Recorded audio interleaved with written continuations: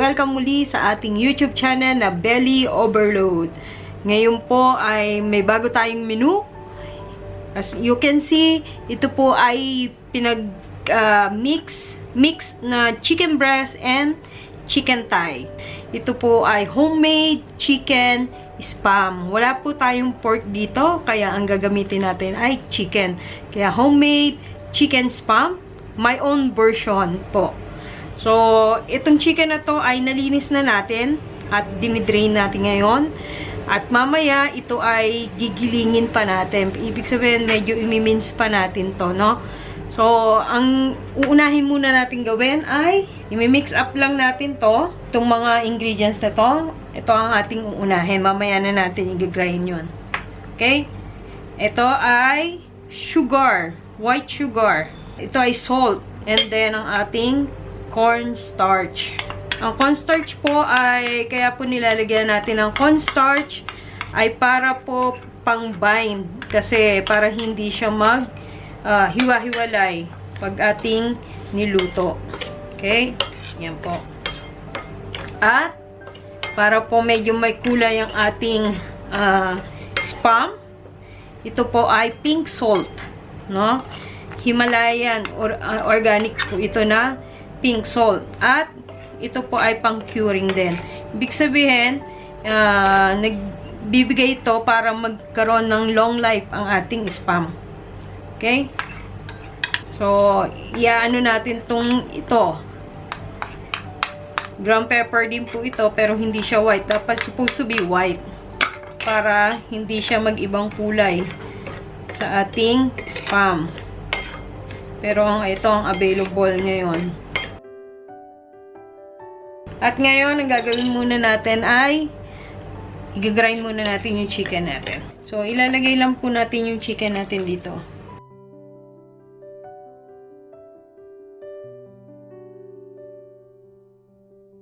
Okay na to. Yan. Okay. So, after this, yan. Tanggalin natin siya. Siyempre.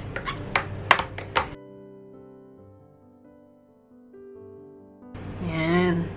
So, guys, ganito yung ating texture ng ating chicken.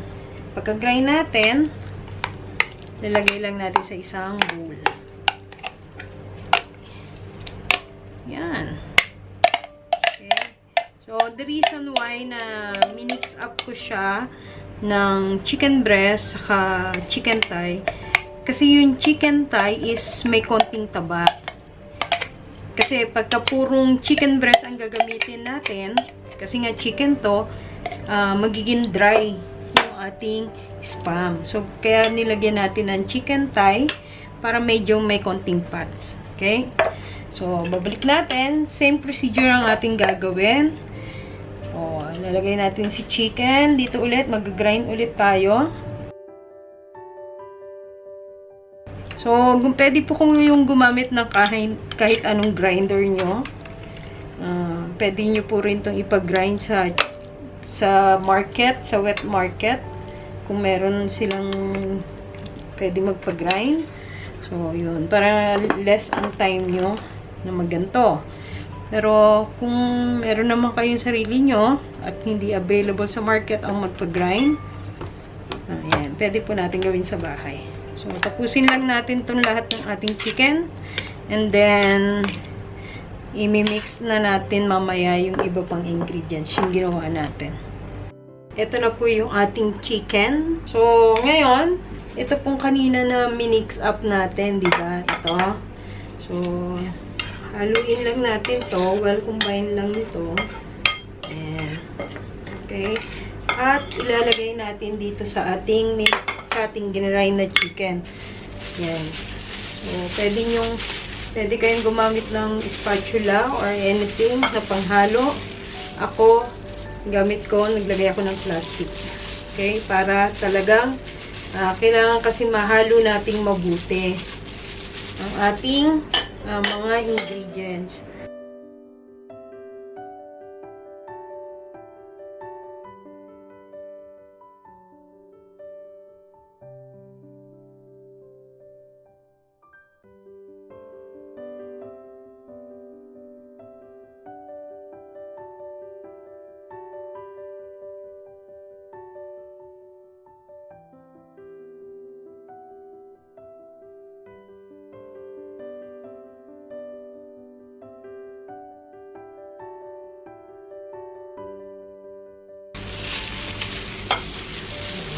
Kung hindi naman kayo gagamit ng plastic, be sure na malinis ang ating kamay, no? Sa ating paghahalo. Wala kayong plastic dyan. Okay? Ayan, lalagay natin ulit.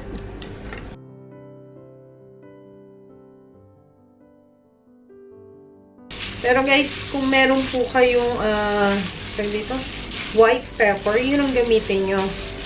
Nagkataon lang na wala akong white pepper dito sa kusina ko. Ayan. So, inuti-uti lang natin para talagang ma-well combine natin siya.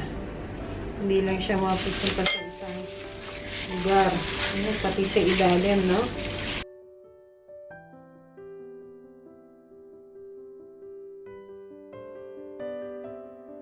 So, ngayon ay ilalagay na natin itong ating patis. Yung ating patis. Okay guys, yung ating measurement ng ating ingredients ay nandyan sa unahan ng ating video at sa description niya. So, pwede nyo pong i-check doon.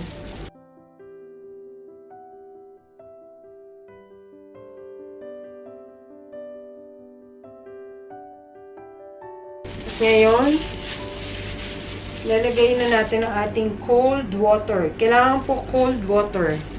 Yan. Bakit natin nilalagyan po ng cold water? Para po hindi dry ang ating spam. Okay? Para po ay may pagka-moist siya.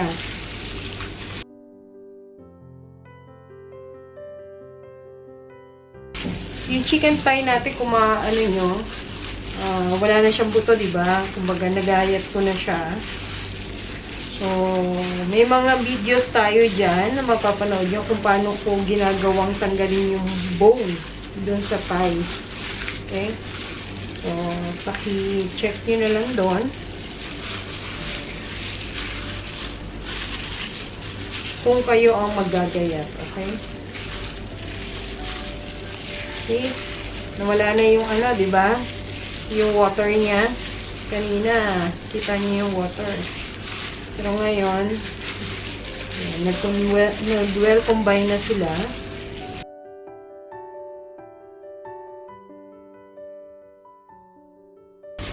Okay. So, yan po. Nahalo na natin. At ito ay ilalagay natin sa isa container. After natin ilagay siya sa ating container, ay ilalagay natin to sa ref. Itong mga to.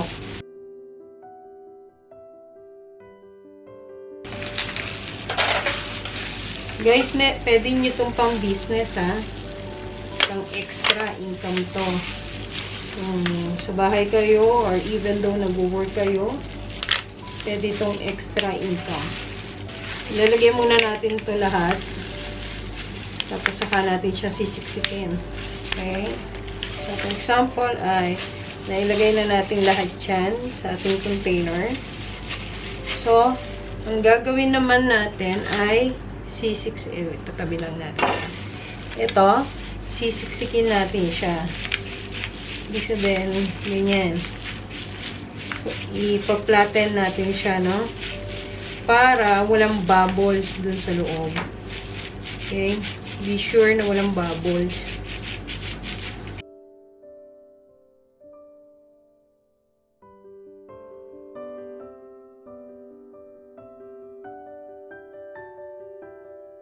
So, ganyan lang ang gagawin natin, guys, sa lahat ng ating nagawa hanggang maubos yung ating chicken at mailagay natin sa ating mga container. So, pwede kayong gumamit ng anything na container na available sa inyo as long as pwede siyang i-steam. Okay? Or yung iba ay ginagamit ay oven. So, tayo, ang gagamitin natin ay steam. Pero, bukas na natin i-steam to. Pagkatapos nito, ay ilalagay natin to sa refrigerator. Pero, hindi po sa loob ng freezer. Okay? Sa ref lang. Okay? Overnight po natin to lalagay sa ref. Mas maganda ang magiging resulta niya at magiging mahaba ang life ng ating spam. Okay? Tapos na ang ating mga nagawang homemade chicken spam. Okay? So, ngayon ay ito, naka 1, 2, 3, 4, 5, 6. So, naka-6 tayo na container. Ito na po, after overnight sa ating refrigerator. 15 minutes muna. Kasi pagka nasobrahan, ang steam natin is magiging matigas. Okay guys, tignan na natin to. Hinango ko na. Check muna natin kung luto na ba siya.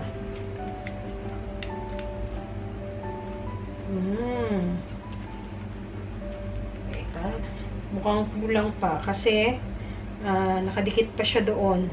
Ditong part na to, itong part na to, medyo okay na siya.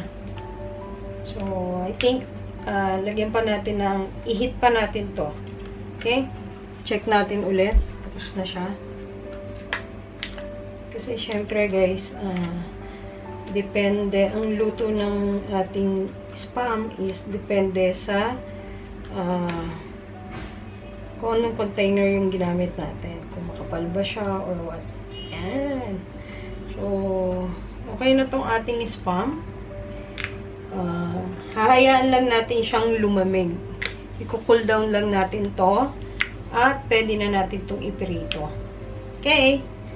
So, balikan natin siya ulit. Yan ang ating spam. Hindi lang siya pinky siya, no? Kasi, chicken kasi to, di ba? So, yan. Saka yung ginamit kong pepper ay hindi siya white. Kaya medyo may spot ng mga kulay ng pepper niya. Pero yung nasabi ko, kung meron kayong white pepper, yun ang mas magandang gamitin natin. Okay? Tingnan nyo guys, oh. Yan. Mainit na yung ating kalan, ang ating frying pan. So, start na tayo mag-fry. Yan na natin siya ng golden brown. Okay. Masarap to sa breakfast. So, depende na lang po sa inyo ha, kung gaano ka nipis ang aking paggayat.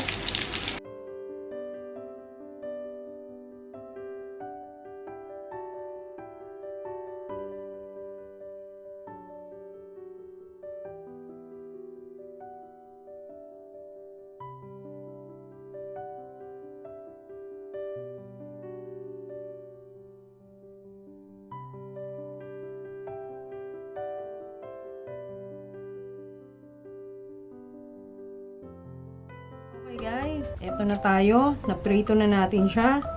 At eto na ang moment of truth. Yan. Sarap pang breakfast. Teka muna ha. Tignan muna natin. Ang ating chicken. Homemade chicken spam.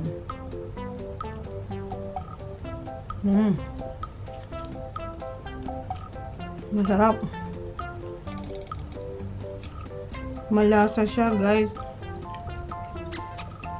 Tapos partnera mo pa ng ketchup, may fried egg ka. Hindi po to fried rice. Masarap ang fried rice.